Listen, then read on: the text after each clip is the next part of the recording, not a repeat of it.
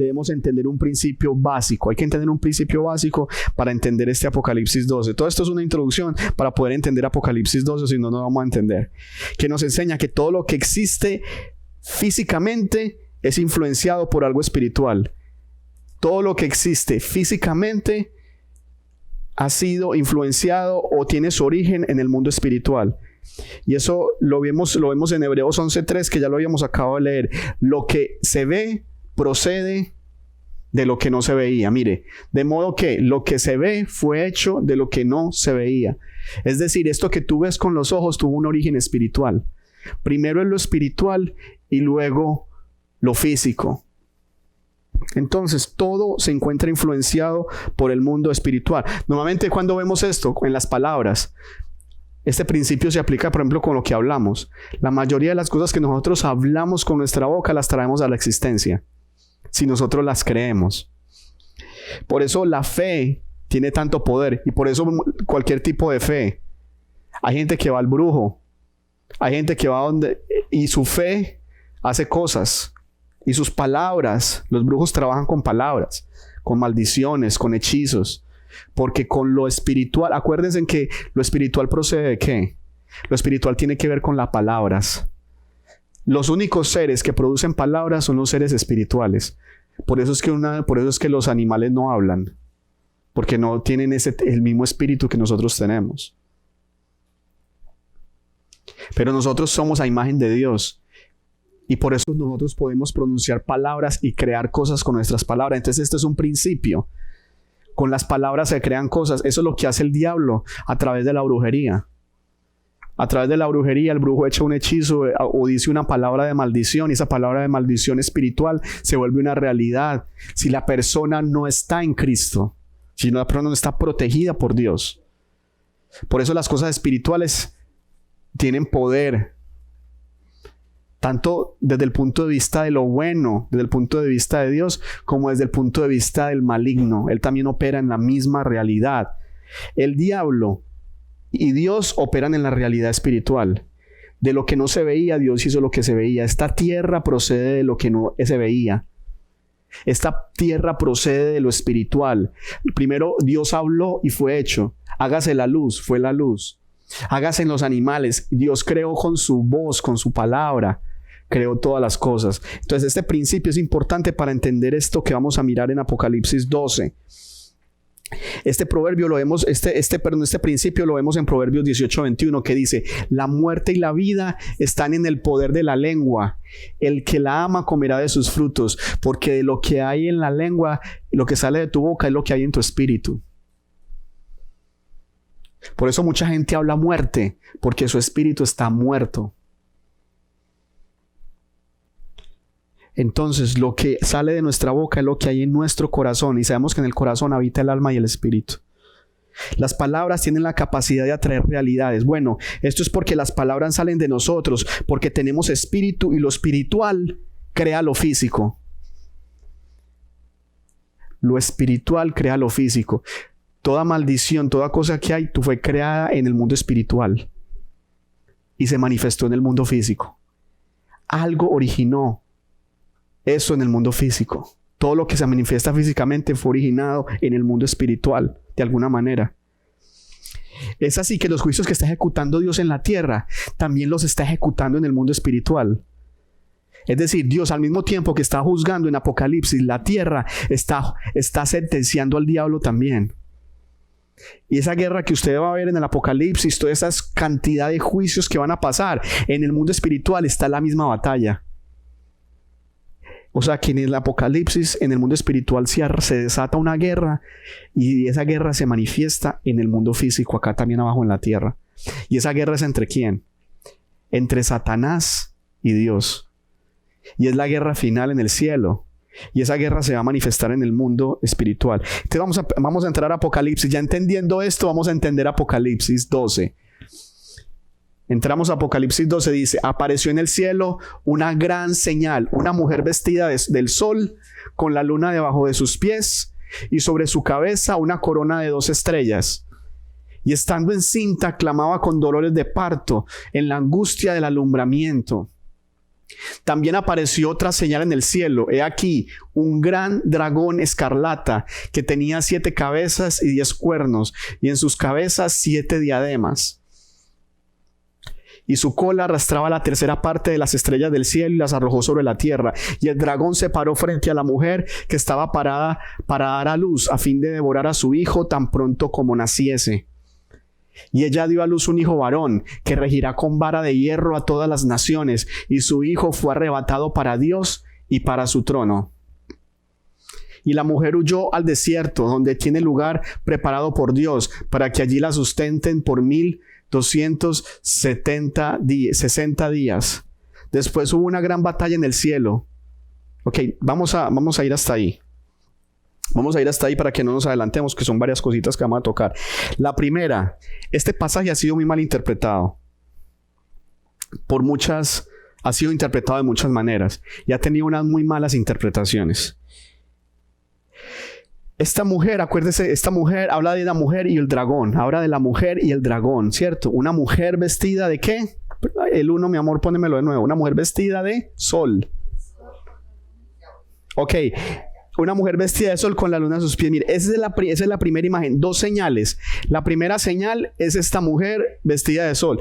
Y más adelante, creo que es en el versículo por el 4, 3, apareció en el cielo otra señal, un gran dragón escarlata. Esas son las 2 señales que él ve. Bueno, cuando él ve 2 señales, hay que mirar. Eso simboliza son 2 símbolos, 2 señales, 2 símbolos. ¿Ok? 2 señales, 2 símbolos. Entonces, existen varias interpretaciones. Vamos a mirar las 3 interpretaciones de este pasaje más comunes. Existen muchísimas, pero las 3 más comunes, perdón. La primera es la que da la Iglesia Católica Romana. La Iglesia Católica Romana dice que esa mujer vestida de sol es la Virgen María. Esa es la interpretación de la Iglesia Católica Romana. Es la Virgen María que tiene el sol a sus pies. Tiene... Está revestida de sol. No, pues... Y la luna está debajo de sus pies. La luna está debajo de sus pies. Entonces, esta... Y tiene 2 estrellas en la cabeza. Con la luna debajo de sus pies y sobre su cabeza una corona de 2 estrellas. Entonces, eso es lo que dice la Iglesia Católica. Que esta mujer es la Virgen María. Y el versículo 2 dice que estaba encinta y clamaba con dolores de parto en la angustia del alumbramiento. Entonces, hay que mirar una cosa con respecto a esta interpretación.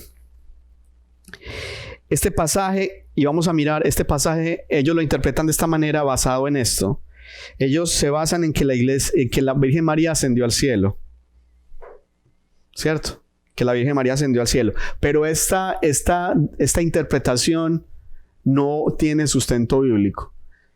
Una de las cosas que a mí más me sorprendió cuando yo llegué al cristianismo, a la iglesia, era que nosotros adorábamos, en la iglesia católica, yo fui católico hasta los 20 años, adorábamos a María y lo mirábamos como la madre de Dios. Bueno, yo ya después me preguntaba, ¿cómo Dios, si es espíritu, va a tener madre? Dios tuvo madre como hombre cuando nació en Jesucristo, pero Dios como Dios no tiene madre. Porque Dios es Dios. Y si Dios tuviera madre, esa madre tendría que ser Dios. Porque Él tendría un origen. Y Dios no tiene origen. Dios es el alfa y el omega, el primero y el último. El principio y el fin. Dios no tiene un origen. Dios siempre ha sido. ¿Ok? Entonces esta es la primera interpretación que da la iglesia católica. Dice que esta mujer se trata de la Virgen María. Pero esta interpretación, ¿cuándo vino? Esta interpretación se volvió dogma en la Iglesia Católica en 1950. Imagínense, este dogma es relativamente nuevo. Y cuando yo llegué a los pies del Señor, yo me puse a leer la Biblia. Yo antes de ser cristiano, yo leí la Biblia, leí el Nuevo Testamento. Porque me gustaba rezarle a la Virgen también. Y yo quería saber de dónde venía todo esto. Y yo me leí el Nuevo Testamento buscando dónde era porque a mí me habían enseñado que la Virgen había ascendido. Y yo busqué en la Biblia dónde había ascendido y yo no lo encontré. Bueno, pero yo me quedé con eso. Yo nunca, pues como que le puse mucha atención. Pero yo nunca encontré dónde ella había ascendido. Nunca. Y de hecho no está. La ascensión de María es un mito católico. Y este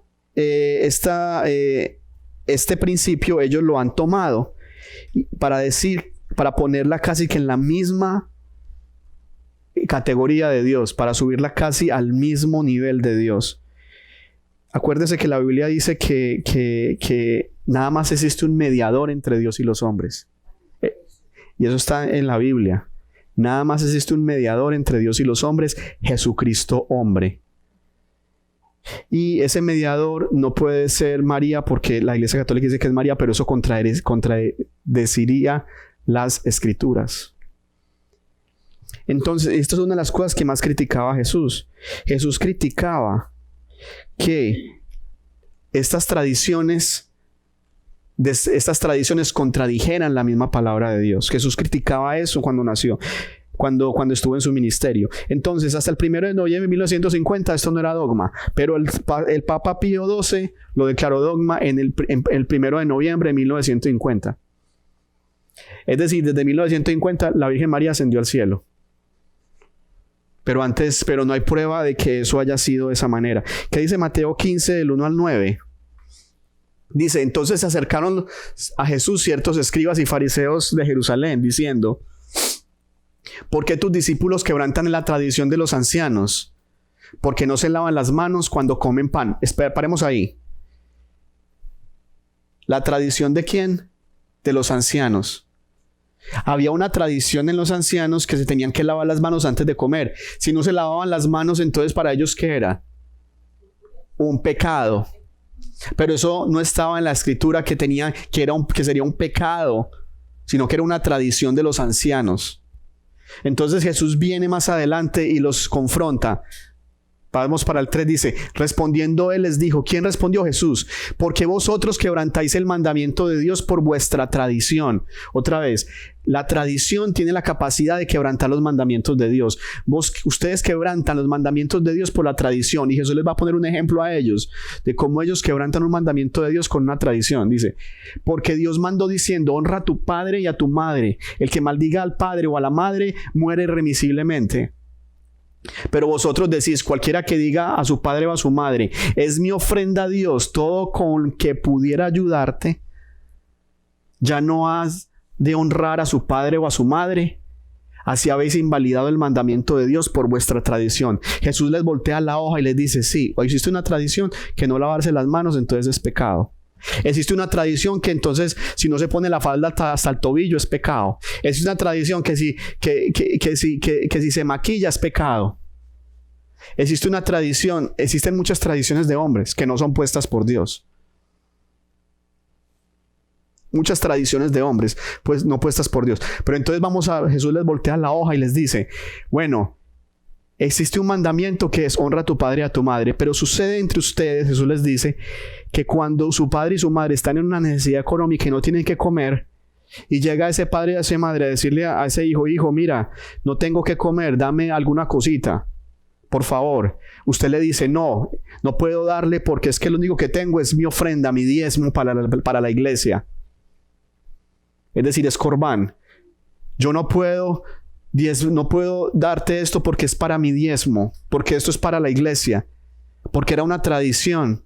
Y ellos decían, es corbán. O sea, es decir, que si usted tenía algo para la iglesia, usted no tenía que ayudar, no podría dejar de ayudar a otra persona. Jesús le dice, ese padre, esa madre debía ser honrado. ¿Qué es más importante, un diezmo o su papá o su mamá?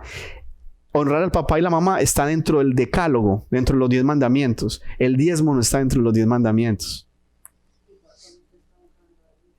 Igual, si tú das el diezmo, honras a Dios. Pero si tú das el diezmo no cumpliendo un mandamiento, o lo das porque te miren, por orgullo, estás pecando, no estás haciendo nada. Es decir, cumpliendo un mandamiento, cumpliendo una tradición, porque la tradición es corbán, es decir, no te puedo ayudar. Destruyen un mandamiento de Dios. Igual pasa con esto de María. Porque María no es Dios. Y le están poniendo en un lugar que no tiene que tener. Y eso se llama idolatría. Y al poner el lugar que no tienen que tener, están invalidando el mandamiento de Dios, que dice que solamente hay un mediador entre Dios y los hombres, Jesucristo hombre. Se está invalidando el mandamiento de Dios. Y entonces, ¿qué dice? El versículo que sigue. Hipócritas, bien profetizó de vosotros Isaías cuando dijo: este pueblo de labios me honra, pero más su corazón está lejos de mí. Pues en vano me honran, enseñando como doctrinas mandamientos de hombres. Y eso es lo que se está haciendo en este punto, enseñando mandamientos de hombres y doctrinas de hombres. Esto no es bíblico. Y vamos a tumbar esta interpretación, pero más adelantico voy a decirles por qué esto no es así. La simple lectura del pasaje desmiente esta afirmación. La mujer de Apocalipsis 12 es un símbolo y una señal, no es una persona, es un símbolo. Mire que él dice, es una señal, un símbolo, es un símbolo. María es una persona, María es un ser humano que nació como todos nosotros. Existe también otra doctrina católica, que es que María fue concebida sin pecado. Eso tampoco tiene asidero bíblico, porque todos los hombres y todas las mujeres que nacen en pecado. Hasta María, cuando el ángel viene y le anuncia el nacimiento de Jesús, ella reconoce que necesita un Salvador. Si usted lee el Magnífica, ella dice que ella reconoce que necesita un Salvador. ¿Y cómo vas a necesitar un Salvador si no reconoces que tú eres pecador y que necesitas de Dios? María fue la primera creyente, por eso ella es bienaventurada. Ella es la primera que creyó. Porque si María no hubiera creído, Jesús no hubiera nacido. Ella dijo: hágase en mí conforme a tu palabra. Ella es la primera creyente, por eso ella es bienaventurada. Tiene un lugar especial de preeminencia como creyente, como esa, no digamos de preeminencia, sino como de... como un lugar de admiración. Es de admirar su fe. Es de admirar, sobre todo también el hecho de que ella tuvo que criar a Jesús como niño, y ella tuvo que sufrir lo que sufrió al ver a su hijo morir. De la misma manera, pero eso no se comparaba al dolor de Dios, porque antes de ser hijo de María, Jesús es hijo de Dios. Bueno, esta mujer se presenta, dice en el versículo 6, Apocalipsis 12:6, dice: y la mujer huyó al desierto, donde tiene lugar preparado por Dios, para que allí la sustenten por 1260 días. Acuérdate, cuando aparece esta cifra, 1260 días, se refiere a la tribulación o la gran tribulación, se refiere a este tiempo. Entonces, esta mujer dice que huye al desierto. María nunca huyó al desierto. María huyó a Egipto. Mateo 2:3. María huyó a Egipto, María no huyó al desierto. Y la mujer huyó al desierto. Vamos a Mateo. ¿No está? 2:3 dice: después que partieron ellos, he aquí un ángel del Señor apareció en sueños a José y dijo: levántate y toma al niño y a su madre y huye a Egipto. No al desierto. Esta mujer de Apocalipsis 12 huye al desierto. Y permanece allá hasta que yo te diga, porque acontecerá que Herodes buscará el niño para matarlo. Entonces, esa imagen que usted ve de la Virgen María parada sobre como algo y como con el diablo abajo, como una serpiente y un niño en la mano, la Iglesia Católica está tratando de representar a esta mujer. Y esa representación no es bíblica. Porque vamos a ver quién es esa mujer. Es muy claro quién es esa mujer. Es clarísimo quién es esa mujer en la Biblia, pero ya lo vamos a mirar para que lo miren. Entonces, esta mujer huye sola sin niño.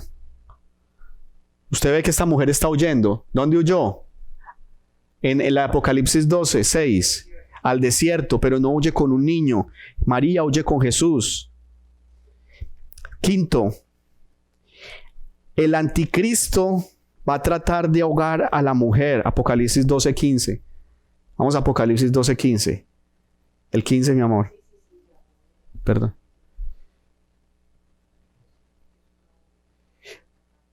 Y la serpiente arrojó de su boca tras la mujer agua como un río para que fuese arrastrada por el río. María nunca fue perseguida por una inundación. Es decir, que esta mujer de Apocalipsis 12 no es la Virgen María. No encaja en la descripción de María. Existe otra interpretación, vamos a ver la segunda, que dice que esta mujer es la iglesia cristiana. Otra interpretación que dice que es la iglesia cristiana. No podría ser la iglesia cristiana. Vamos a mirar por varias cosas. Porque es que la iglesia cristiana no dio a luz a Cristo. Antes Cristo dio luz a la iglesia cristiana.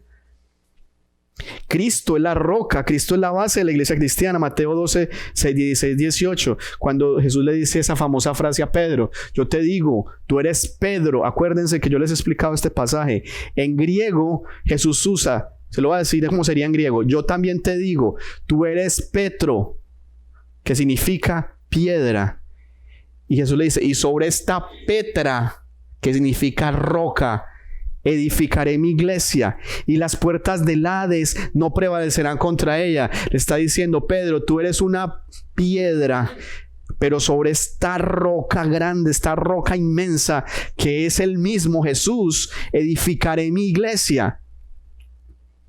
Y la iglesia católica interpreta eso mal, sacando, claro, como en español es lo mismo, o en otros idiomas es parecido, no es lo mismo. Petro a Petra.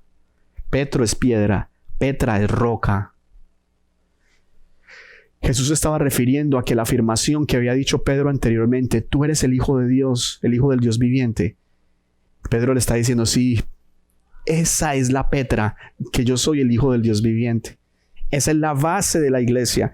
Jesús da luz a la iglesia, no al revés. Segunda de Corintios 11:2. Segunda de Corintios 11:2. ¿Sí está o no? Ok. 11:2.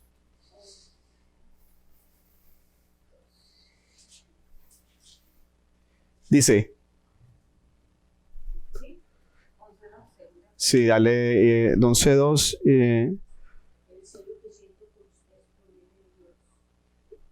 No, yo creo que no creo que ese no es. Creo que ese no es. ¿O es Primera de Corintios 11:2? No.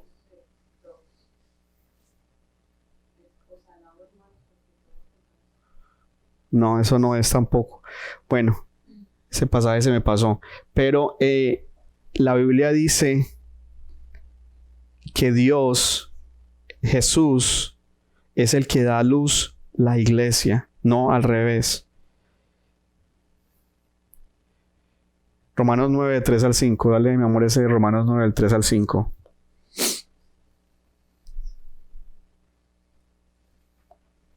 Sí, es este pasaje es el que nos habla de eso. Porque deseara yo mismo ser anatema, separado de Cristo por amor de mis hermanos, los que son mis parientes según la carne. Y también te digo que tú eres... No, ese no.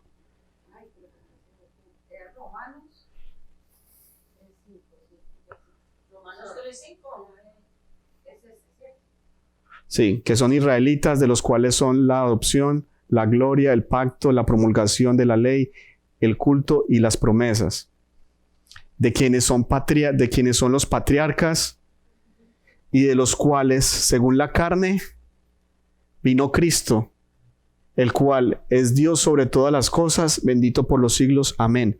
¿Qué está queriendo decir? Que por los patriarcas vino Jesús.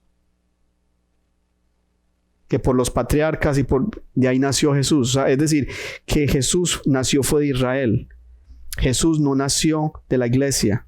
La iglesia es al revés. La iglesia nació de Cristo. Entonces la mujer de Apocalipsis 12 es la nación de Israel. La mujer de Apocalipsis 12 es la nación de Israel. Porque de Israel es que viene el Mesías.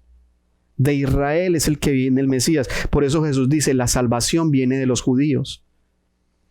Y la Biblia habla en muchas partes que Israel es la esposa de Dios. Es tremendo. La iglesia es la novia, pero no es la esposa.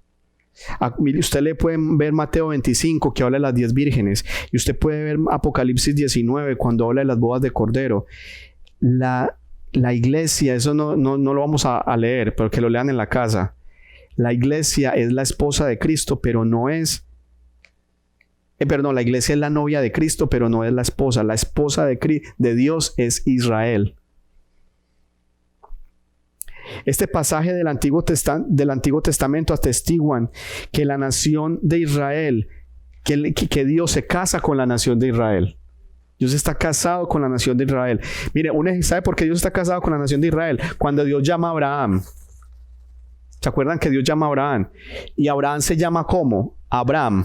Y cuando Dios hace pacto con Abraham, le cambia el nombre y ¿cómo lo pone? Abraham. Mire que eso tiene un simbolismo. ¿Por qué se llama Abraham? Porque Dios le dio el apellido a Abraham. Es decir, que Abraham se llama Abra de Dios. Abraham de Dios. Es decir, que se casó con Abraham. En el pacto que hizo con Abraham, se casó con él. Y la nación que salió de Abraham es la esposa de Dios. Por eso Dios nunca va a dejar a Israel. Porque Dios es fiel. Y Dios nunca va a dejar a su esposa si sea una infiel. Y es por eso es que la gente muchas veces menosprecia a Israel, pero Israel ha pasado por lo que ha pasado. Precisamente porque el diablo detesta a Israel, porque el diablo sabe que es la esposa de Dios. Entonces, mira Isaías 54 del 4 al 6. 54 del 4 al 6.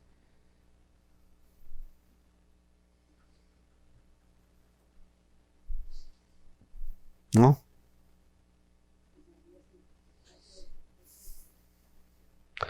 Ok.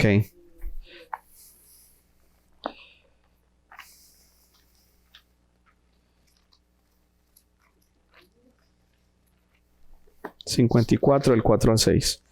Dice: no temas, pues no serás confundida, y no te avergüences, porque no serás afrentada, sino que te olvidarás de la vergüenza de tu juventud, y de la afrenta de tu viudez no tendrás más memoria, porque tu marido es tu hacedor, Jehová de los ejércitos es su nombre, y tu redentor, el Santo de Israel, Dios de toda la tierra será llamado. Mira, este versículo es claro.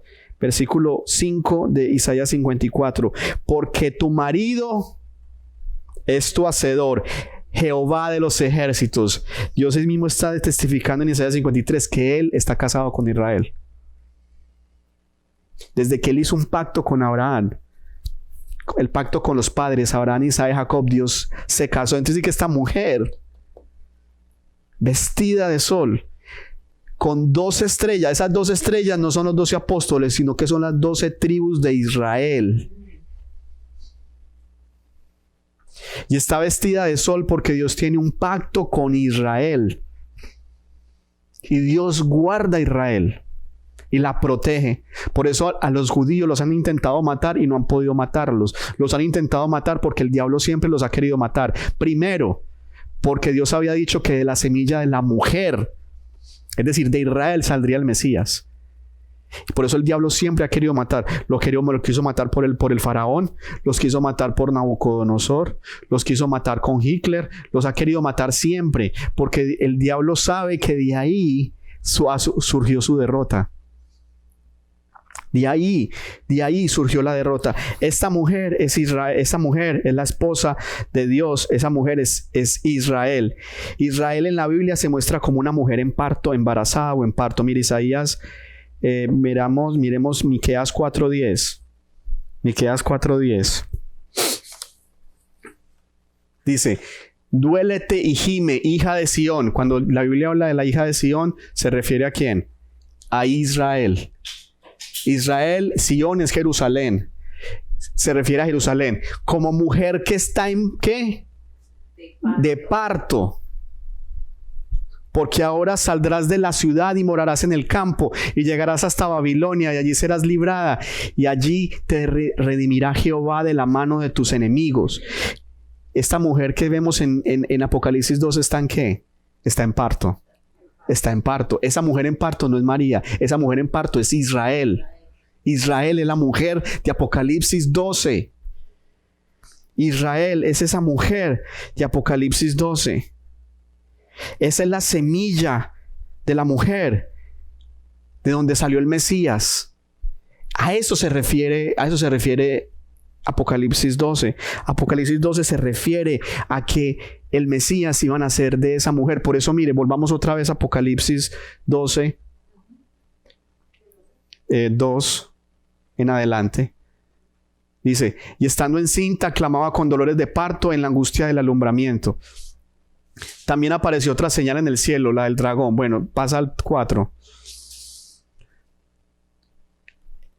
Mira, y el dragón, la segunda parte, se paró frente a la mujer que estaba para dar a luz a fin de devorar a su hijo tan pronto como naciese. Eso pasó cuando Jesús nació. El diablo, a través de Herodes, quiso matar a Jesús y no pudo. Entonces ahí se está refiriendo a eso. Y ella dio a luz un ¿qué? ¿De dónde salió Cristo? De Israel, judío. Y dice que ella dio un hijo varón, y este hijo varón regirá con vara de hierro a todas las naciones. Aquí es donde yo digo, cuando Jesús venga a la segunda venida, Jesús no viene como un siervo sufriente como en la primera. Jesús viene a regir las naciones. Acuérdese que Jesús va a reinar por 1000 años, y esos 1000 años todavía van a haber naciones. Las naciones son suprimidas en la guerra del Armagedón al final de los tiempos, cuando ya Satanás es soltado nuevamente y vuelve y les habla al oído de las naciones, y las naciones creen que pueden ganarle a Dios, y Dios se ríe y se carcajea, y ahí Dios las fulmina. Dios va a regir a las naciones. Jesús va a ser el presidente de China, de Arabia, de Rusia, de Estados Unidos. Jesús va a ser el presidente de todo. ¿Y cómo los va a regir? Con vara de hierro. Bueno, muchos dicen, algunos predicadores dicen que en esa época van a haber gente que nace y muere también. No sabemos, pero es una interpretación que es válida, digamos, entre comillas, porque no está, puede uno presuponer esas cosas, que van a haber naciones todavía durante el milenio, por esa razón. Entonces, esa es la primera señal. Entonces ya sabemos la primera señal, que Israel, ¿quién es? Es la mujer de Apocalipsis 12.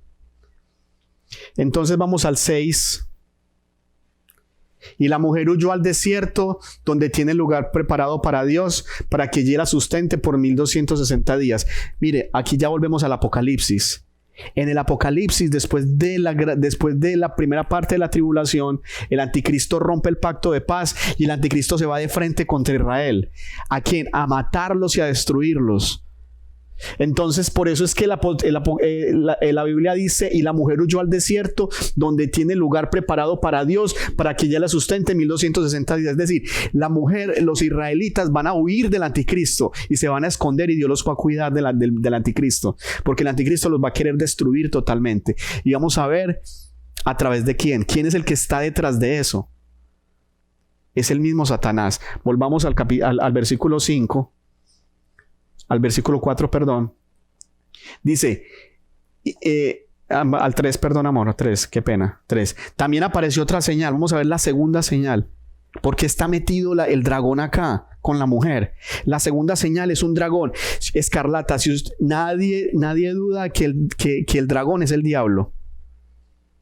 Porque es que el diablo se simboliza en la Biblia como un dragón. Representa a Satanás, que siempre ha perseguido la semilla de la mujer. Es decir, trató de evitar el nacimiento de Jesús. Trató de truncar el ministerio de Jesús. Persiguió al pueblo judío. Todo esto lo ha hecho el diablo. Y en este versículo habla de que tiene 7 cabezas, 10 cuernos en sus cabezas y 7 diademas. Esto va a ser las características de Satanás en el último imperio mundial.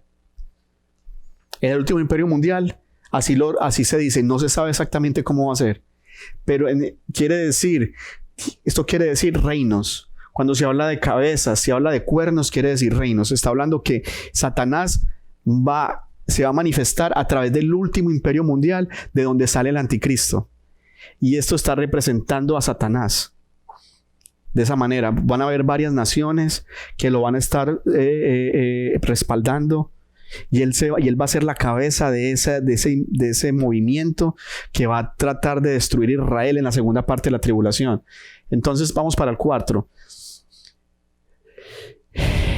Y aquí, mire, aquí la Biblia nos lleva al pasado. Dice, este diablo arrastraba cuando él cayó la primera vez, aquí habla de la primera caída del diablo, la tercera parte de las estrellas del cielo. Cuando el diablo cayó en la primera vez, ¿cuándo cayó la primera vez? El diablo. Cuando el diablo se rebeló contra Dios. Dios lo tumbó ¿de dónde? Su lugar de autoridad. ¿A dónde? Lo tumbó al cielo y al segundo cielo y al primer cielo. Es decir, el diablo tiene dónde moverse. Mucho, porque es que usted cuando ve el espacio es pequeñito. No lo podemos medir. O sea, el diablo está libre en el segundo cielo y en el primer cielo. Entonces lo arrojó. Bueno, y ya vimos esto, cómo él atacó a la mujer. En el versículo, vamos al versículo 5, ya habla de que la mujer es perseguida, de cómo dio a luz, cómo va a regir las naciones. El 6, ya vimos cuando lo va a perseguir por 2 años y medio. Vamos para el 7. Entonces viene aquí una guerra. En este momento, cuando el anticristo se presenta, y el anticristo ¿por quién está respaldado? ¿Quién respalda al anticristo? El dragón. El dragón es la inspiración. Entonces aquí lo que nos habla de una batalla. Mire, después de esto hubo una gran batalla en el cielo. Miguel y sus ángeles luchaban ¿contra quién? Y luchaba el dragón y sus ángeles. Entonces, en la primera parte de la tribulación, cuando estamos en la tribulación, en el cielo mismo también hay una guerra. Porque el diablo tiene poder sobre el segundo cielo y el tercer cielo. Por esa es la razón que usted ve que vienen ovnis. Por eso es que usted ve que de la tierra salen ovnis. Porque el diablo tiene influencia en el segundo cielo y tiene influencia en la tierra también, en los dos sitios. Y él se mueve libremente. Se mueve libremente y es el príncipe de este mundo. Gobierna las naciones. Entonces aquí nos muestra una batalla. ¿Qué batalla existe? Existe una batalla. Dios está enfrentado al diablo. Pero acá nos muestra una batalla entre Miguel, y aquí nos mencionan a un arcángel. Es decir, hay un arcángel que es el que dirige los ejércitos de Dios contra el diablo. Y ese es el arcángel Miguel. ¿Ese arcángel Miguel ya había aparecido en la Biblia? Sí, ya había aparecido en la Biblia en el libro de Daniel. En el libro de Daniel usted ve que aparece Miguel. Mire, Daniel 10, 11 y 14. Cuando Daniel ora, porque ellos están cautivos en Babilonia, y sabiendo Daniel que había una profecía de que ellos iban a estar 70 años allá y que ellos iban a regresar, Daniel se preguntaba cómo Daniel no veía que eso se fuera a dar. Es decir, Daniel veía en el mundo físico que eso no se iba a dar. ¿Por qué? Porque ellos estaban sometidos al rey de Babilonia y estaban sometidos a Persia en ese momento.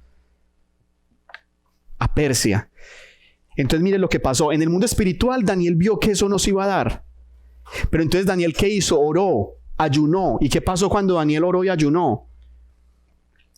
Dios le dice en Daniel 11, varón muy amado, está atento a las palabras que te hablaré y ponte en pie porque a ti ha sido enviado ahora. Mientras hablaba esto conmigo, me puse en pie temblando.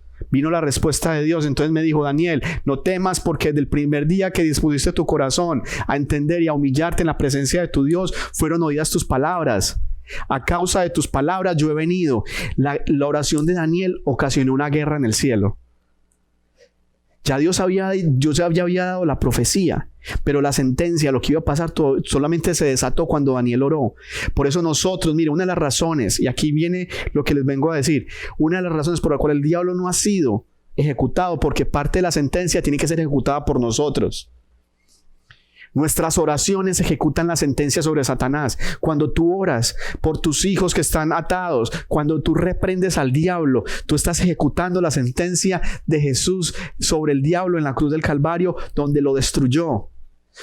Dios quiere que nosotros participemos del juicio de Satanás. Nosotros estamos juzgando, vamos a juzgar no solamente a las naciones, sino que también estamos juzgando al diablo cuando nosotros ejercemos la autoridad de Jesús sobre él.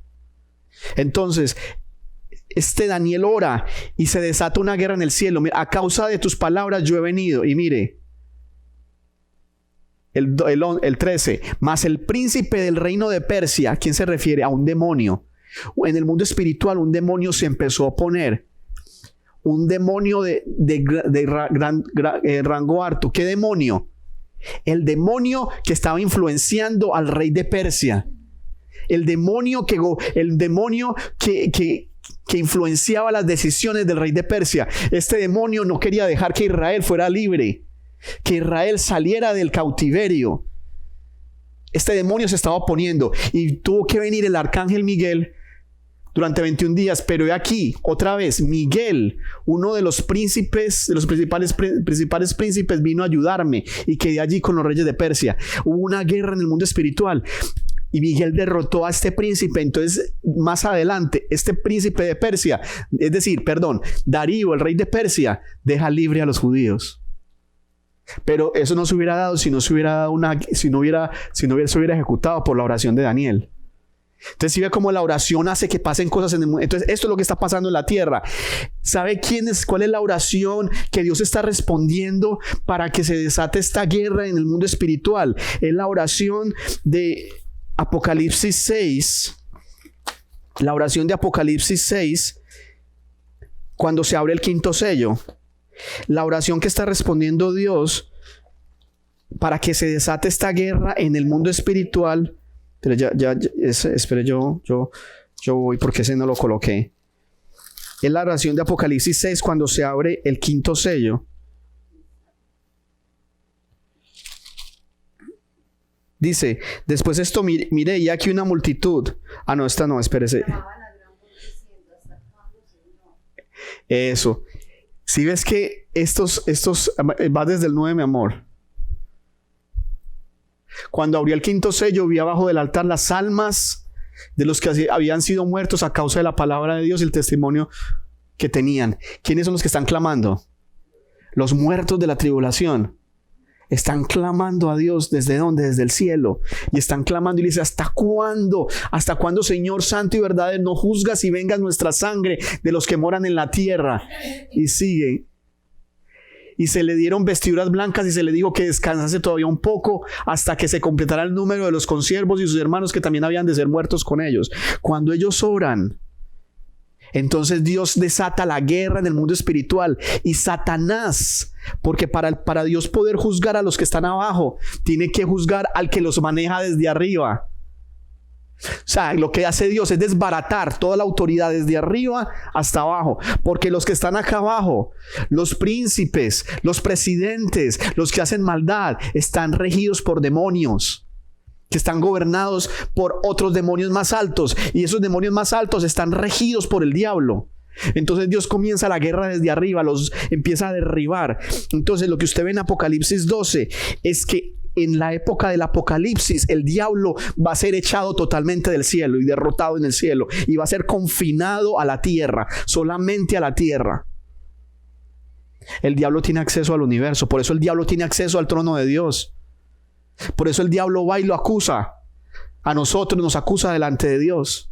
Y eso lo vemos en este capítulo. Usted me preguntará, ¿cómo así que el diablo tiene acceso a Dios? Sí, el diablo en este momento tiene acceso a Dios. Acusarnos delante de Dios. ¿Qué hace el diablo? El diablo dice, no, es que mire, Mauricio, véalo por allá, véalo lo que hace, véalo, que tan santo. Gilma, véala por allá, véala donde escondí a hacer las cositas, véala, allá Señor, véala. Ella está rezando allá en los salmos, pero véala cómo hace, vea. Él está acusándonos a nosotros. Él está acusándonos a nosotros todo el tiempo delante de Dios. Por eso hay muchas oraciones que nosotros no son respondidas. ¿Por qué? Porque Él se opone. Y se opone con un derecho legal. Esa es la cosa. Mira, yo soy abogado en mi país. Y yo entiendo estas cosas de derecho porque pues estudié derecho. Cuando hay un derecho legal es un poder. Hay oraciones que no son respondidas porque hay un poder. ¿Un poder qué? Un pecado. Entonces usted pide, por ejemplo, Señor, ayúdame con esto. Entonces Dios dice, sí, te lo voy a dar. Pero entonces el diablo, no. Ella hace esto malo. Tiene un derecho, yo tengo un derecho legal sobre esta persona. No le puede conceder eso. Entonces existe una guerra en el cielo. Y el diablo tiene derechos legales sobre personas, con enfermedades, con ataduras, con cadenas. Derechos legales que nosotros, ¿quién se los dio? Nosotros mismos. Se lo hemos dado a él. Entonces esta es la guerra que hay en el cielo. Dios va a derramar el juicio, pero ¿quién se opone? El diablo. Ángeles vienen a la tierra a derramar todo lo del Apocalipsis. Ya Dios va a juzgar, pero entonces el diablo se va a oponer y existe una guerra en el cielo. Vienen los ángeles y mire que en el capítulo 10 de Daniel vemos que no es solamente Miguel, dice uno de los príncipes de Dios. Quiere decir que Miguel es el mayor de todos, pero Dios tiene muchos ángeles que no aparecen en la Biblia, y tiene muchos príncipes y arcángeles, y tiene ángeles, y va a haber una guerra a muerte. Yo no sé cómo va a ser eso, pero en el cielo es una guerra a muerte. ¿Y qué pasa en el cielo? Apocalipsis dice que Dios lo derrota en el cielo y Dios lo tira a la tierra, y ahí es donde usted en la trompeta quinta y sexta usted ve que el diablo cae una estrella que se llama Ajenjo y cae a la tierra y contamina. Yo puedo creer, o esa es mi interpretación personal, que esa estrella es el mismo Satanás cayendo a la tierra a ser confinado en la tierra. Contamina todas las aguas y de cierta manera él se le da la posibilidad de abrir, porque esa estrella, acuérdense que vimos que esa estrella que cae a la tierra es el diablo, ¿se acuerda que lo vimos? Que esa estrella que cae, porque esa estrella se le dio poder para abrir el abismo y destapa. Entonces el diablo viene con una ira. El diablo es derrotado en el cielo. Por eso Dios puede derramar los juicios en la tierra. Por eso Dios puede destruir los reinos de la tierra, porque el que los gobierna no son ellos. Nosotros no entendemos que lo que pasa aquí arriba es porque hay una influencia arriba en el cielo. El diablo está influenciando. Es decir, cada presidente de la tierra está influenciado por demonios. Por eso la Biblia nos manda a nosotros a orar por los presidentes. A Donald Trump lo están influenciando, lo están tratando de influenciar el diablo. Al presidente de Colombia, al presidente de Nicaragua, al presidente de Venezuela, cada presidente, el diablo tiene espíritus asignados a influenciar a esas personas. Y no son espíritus suaves. Por eso cuando la gente se monta, cambia.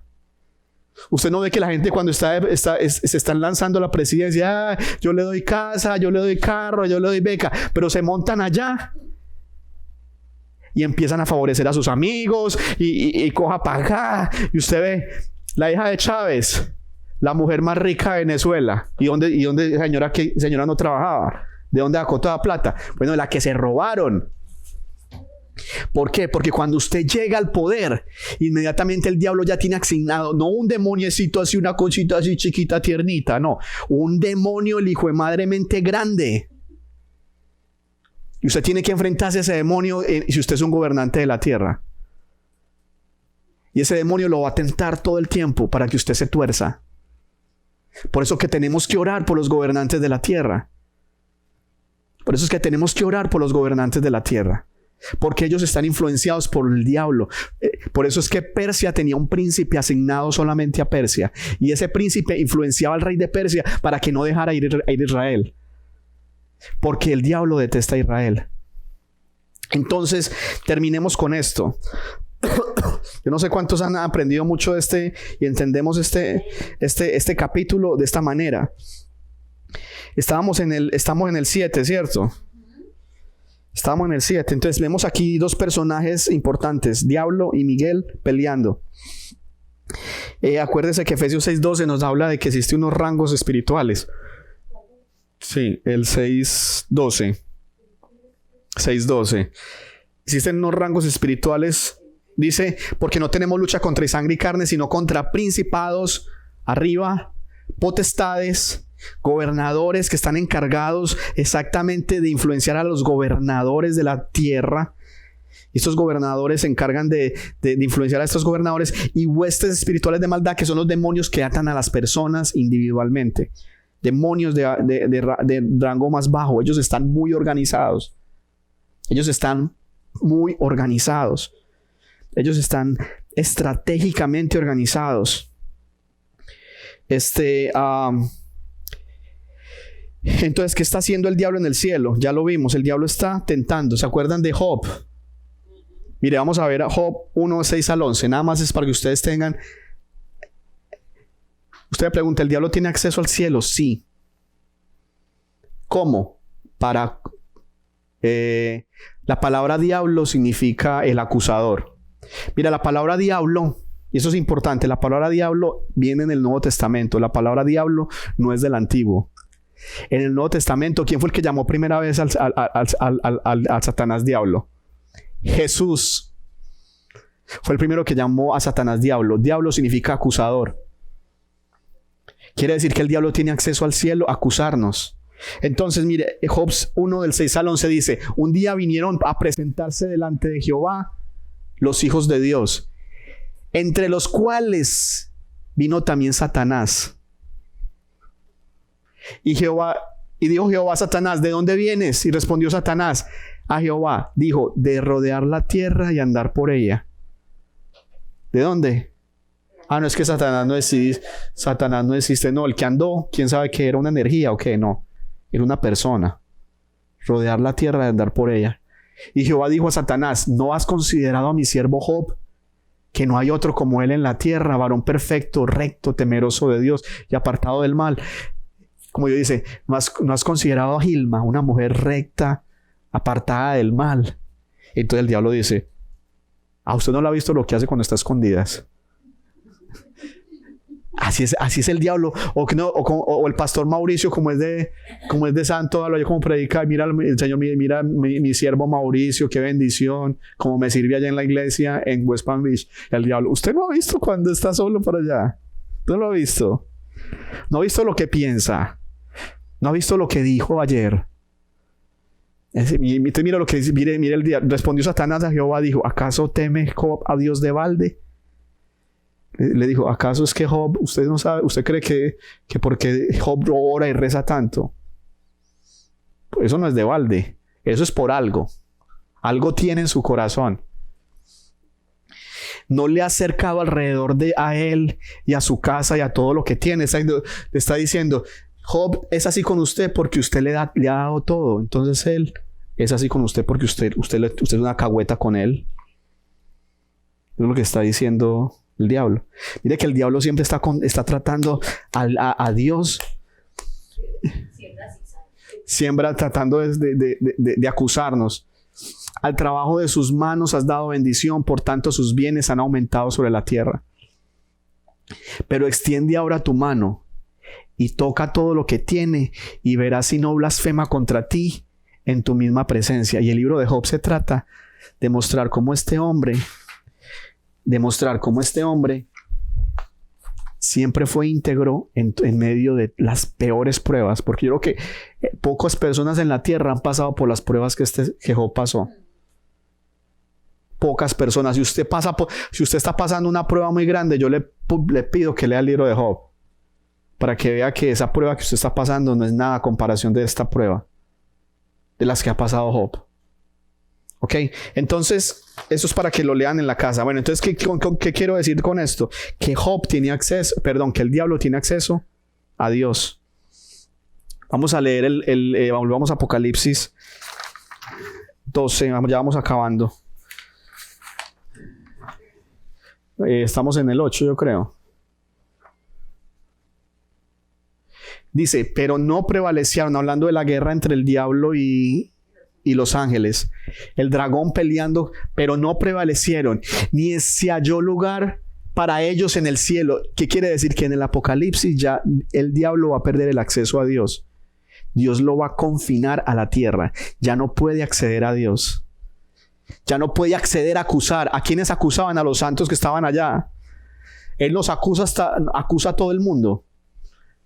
Y fue lanzado fuera el gran dragón, la serpiente antigua, que se llama diablo. Y aquí esta palabra diablo significa acusador. Y Satanás, el cual engaña al mundo entero. ¿Qué hace el diablo? Engaña al mundo entero. Fue arrojado a la tierra. A la tierra. y sus ángeles fueron arrojados con él. Bueno, inicialmente el diablo fue arrojado de su autoridad al principio. Luego en el Apocalipsis va a ser arrojado a la tierra. De hecho, lo que Jesús ve, cuando Jesús dice, vi a Satanás caer como un rayo, lo que Jesús estaba diciendo era lo que va a pasar acá en Apocalipsis. Cuando el diablo sea confinado a la tierra, téngase la tierra, porque es que ahora sí que empieza la prueba grande. Y sus ángeles fueron arrojados con él, 10. Entonces una gran voz en el cielo que decía, ahora ha venido la salvación, el poder y el reino de nuestro Dios y la autoridad de Cristo, porque han sido lanzados fuera del acusador de nuestros hermanos, el que los acusaba delante de nuestro Dios día y noche. ¿Qué hacía el diablo? Acusaba a los hombres día y noche. Y ellos, y mire cómo le hemos vencido, ellos le han vencido por medio de la sangre del Cordero, la palabra del testimonio de ellos, y porque menospreciaron sus vidas hasta la muerte. Esta es la forma en que nosotros vencemos a Satanás, a través de la sangre del Cordero, a través de la palabra del testimonio, que es la Biblia, la palabra de Dios, y menospreciar nuestras vidas hasta la muerte, es decir, poner a Dios en el primer lugar y todo lo demás lo tenemos por añadidura. Por añadidura. Esa es la forma en que derrotamos al diablo. Entonces, de esta manera el diablo no tiene cómo acusarnos, porque cuando viene a acusarnos, ¿quién ve a Dios? ¿Quién ve Dios en nosotros? Él nos ve haciendo pecados. No, él ve la sangre de Cristo que está sobre nosotros. Cuando el diablo nos enfrenta, ¿cómo hacemos nosotros? Lo enfrentamos como Jesús lo enfrentó. Escrito está, escrito está, escrito está. Con la palabra de Dios lo enfrentamos. Y tercero, nosotros debemos poner a Dios en primer lugar y dejar de ser idólatras. No pongamos una persona, no pongamos la política, no pongamos nada. Yo veo gente peleando por política. Yo ya dejé hace rato de pelear por política. Yo veo gente peleando por política desde que yo empecé a hacer abierto mis ojos del Apocalipsis. Yo me di cuenta de que los reinos de la tierra van a ser todos destruidos. Entonces, ¿por qué me voy a matar yo por Fidel Castro, por otro, por uno, por el otro? ¿Por qué? Si yo sé que todos los reinos, aún los que parecen buenos, son influenciados por el diablo. Todos tienen corrupción. Todo donde el hombre ha puesto sus manos tiene de alguna manera algún tipo de corrupción. Entonces, el 13. Ok. Entonces, en el 12, ¿qué hay en el cielo cuando el diablo es arrojado? Hay una rumba, una fiesta. Mejor dicho, ya el diablo no tiene acceso al cielo. O sea que en el cielo hay guerra todo el tiempo. ¿Por qué? Por nosotros, porque cuando usted ora, todas sus oraciones tienen que bajar del cielo. La respuesta tiene que bajar del cielo. Y para bajar del cielo, la respuesta de nuestras oraciones, ¿qué tiene que pasar? Tiene que haber una guerra. Un ángel que trae la respuesta a tu oración tiene que pelear con un demonio que se va a oponer a ella. Por eso hay que orar y ayunar. Porque nosotros ejercemos la autoridad sobre esos demonios. En el nombre de Jesús, todo espíritu que está tratando de evitar que mi hijo sea salvo, hay que orar contra esos demonios, porque son demonios operando en el mundo espiritual. Acuérdese, cuando Dios desbarate los gobiernos mundiales, primero va a empezar por la cabeza. Tiene que desbaratar la autoridad de Satanás y destruirle su autoridad. Y cuando eso pase, ya Dios baja, Jesús baja y Dios toma autoridad sobre todos los gobiernos. Dios tiene que destruir primero el poder espiritual para que se manifieste en el mundo físico. Vuelvo al primer principio. Todo lo físico tiene un origen espiritual. Por eso ninguna enfermedad, ninguna maldición viene sin causa, dice la Biblia. Todo tiene una razón de ser. Puede que no haya sido mi culpa, pero tuvo que haber sido culpa de un antepasado. Pudo haber sido una razón que surgió algo. Y muchas veces es porque Dios también quiere glorificarse en la vida de las personas a través de su debilidad. Otra cosa, acuérdense, este cuerpo que nosotros tenemos actualmente no es el que va a entrar al cielo. Y si tú tienes un defecto o una debilidad física, tú tienes la esperanza de que ya tienes un cuerpo nuevo en Cristo. Ya hay un cuerpo que ve, un cuerpo que anda, un cuerpo que no se enferma. En Jesús ya tenemos ese cuerpo, ya lo tenemos. Un día eso no va a haber más. 13, versículo 13. Cuando vio el dragón que había sido arrojado a la tierra, Ahí es donde viene la persecución. Después de que ahí es donde el diablo rompe el pacto de paz. Cuando el diablo es arrojado a la tierra, cuando el dragón vio que había sido arrojado a la tierra, persiguió a la mujer que había dado a luz el hijo varón. Empezó a perseguir ¿a quién? A los judíos. ¿Quiénes son los que van a estar dando testimonio en la tierra? Los judíos. Y se le dio a la mujer las 2 alas del águila, de gran águila, para que volase de delante de la serpiente al desierto, a su lugar donde es sustentada por tiempo y tiempos y la mitad de un tiempo. Otra vez vuelve, 42 meses, 1260 días, 3 años y medio. Los judíos van a ser perseguidos, pero Dios los va a cuidar. Va a ser milagroso. Dice que se les dio las alas del águila. No sabemos cuáles son las alas del águila. La presencia de Dios los va a guardar. Dios va a hacer milagros para cuidar a los judíos, para preservar a esa gente por ese tiempo. 15. Y la serpiente, mire lo que va a pasar. Un último ataque. Y eso es lo que Jesús hablaba de la abominación desoladora. Acuérdense, el anticristo se presenta, se revela. ¿Qué va a hacer el anticristo? El diablo mismo se va a querer sentar en el templo diciendo que él es Dios y que requiere ser adorado. O sea, el diablo, como ya está en la tierra solamente, confinado a la tierra, él dice, voy a tomar mi lugar en la tierra. ¿Cuál es el lugar que él tiene en la tierra? Príncipe. Entonces él quiere hacerse rey ya de la tierra. Quiere tomar su lugar en el templo de Dios. Entonces la serpiente, dice que la serpiente arrojó de su boca tras la mujer agua como un río, para que fuese arrastrada por el río. No se sabe cómo va a ser esto, pero parece ser que cuando el anticristo se manifieste, parece ser que en Jerusalén va a haber una inundación, o el anticristo va a usar agua para tratar de matar a los judíos. No sabemos cómo. Yo todavía no lo entiendo. No lo entendemos, pero los judíos el diablo va a tratar de usar agua para ahogarlos. No sabemos cómo va a ser eso. Yo me imaginaba, ¿será que habrá una represa allá y que la va a tumbar? Pero va a haber una inundación y él va a tratar de ahogar a las personas en la ciudad o en Jerusalén o en esa parte. No lo entiendo todavía. O sea, esta parte todavía no, hay muchas interpretaciones. Pero yo podría decir que no se sabe, pero va a haber algo que va a ser con agua, con inundación. Él va a tratar de arrastrar. Esto lo vemos también, este pasaje, la vemos también en el Antiguo Testamento. Daniel 9:26. Daniel 9:26. Yo creo que es de los últimos, ya vamos.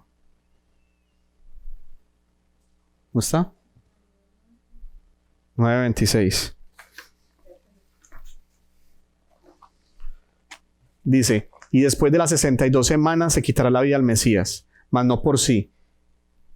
Y el pueblo de un príncipe que ha de venir, aquí está hablando del anticristo, destruirá la ciudad. ¿Está hablando de quién? De Jerusalén. Y el santuario. ¿Y qué dice? Y su fin será con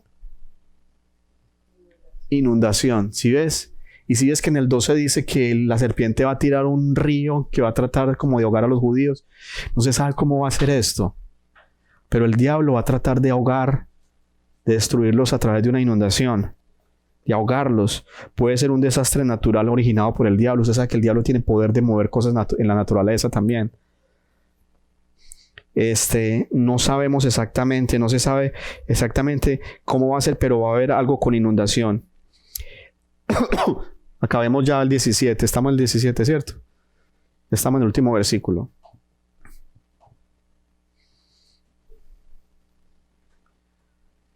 En Apocalipsis 12.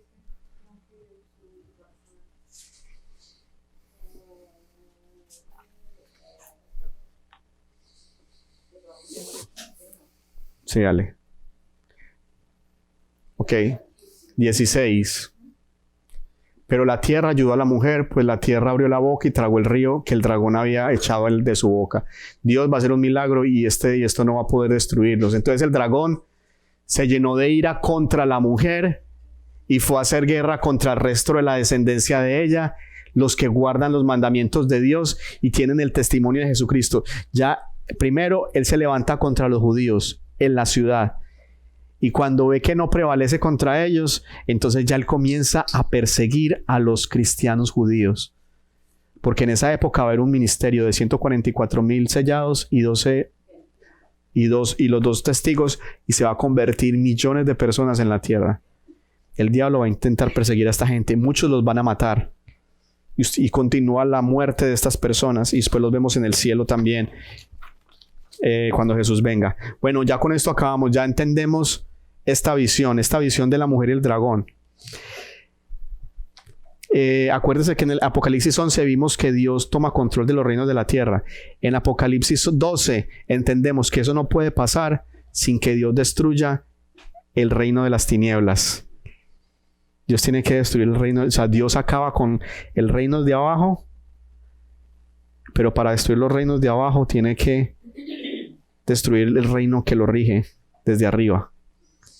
Bueno, vamos a orar. Señor, en el nombre de Jesús te damos gracias por esta palabra, Señor.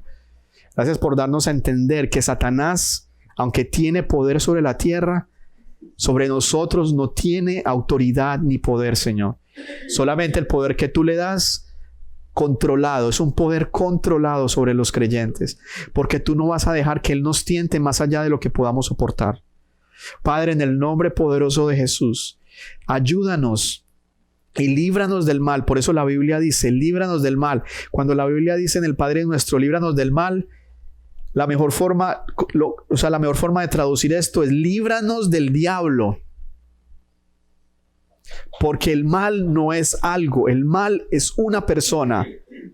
El mal es Satanás. El mal se origina en él. La Biblia dice que el mal nació en el corazón del diablo.